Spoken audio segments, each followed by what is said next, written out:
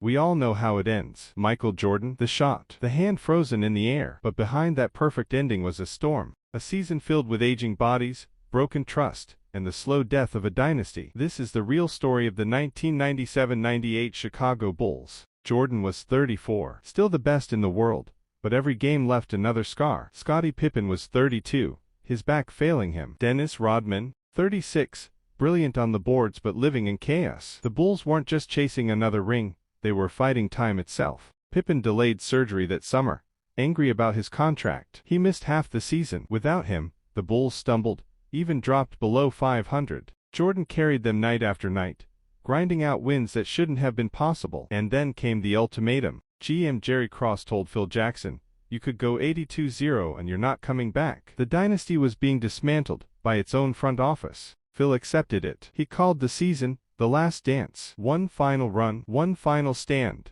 Krause had built this team, but by '98, he was the most hated man in the locker room. He wanted the future. Jordan, Pippen, and Rodman were the past. The tension off the court was heavier than the pressure on it. When Pippen came back mid-season, everything changed. The Bulls went on a tear, finishing with 62 wins. Rodman was rebounding like a machine, and partying like there was no tomorrow. Phil Jackson somehow kept it all together. Meditation, zen, patience, the calm in a tornado. Jordan knew it. If Phil left, he was gone too. He wasn't just playing for a trophy. He was playing for closure, for the last chapter in the story he'd written with his own hands. Eastern Finals. Reggie Miller and the Pacers pushed Chicago to the edge, 7 games. For the first time in years, the Bulls looked mortal. But Jordan scored 28 in Game 7. Rodman grabbed everything in sight. And the Bulls survived, barely. The finals. Utah Jazz. Again. Karl Malone. John Stockton. Revenge on their minds. Game 1 goes to Utah. But then Jordan strikes back, with fury, with purpose.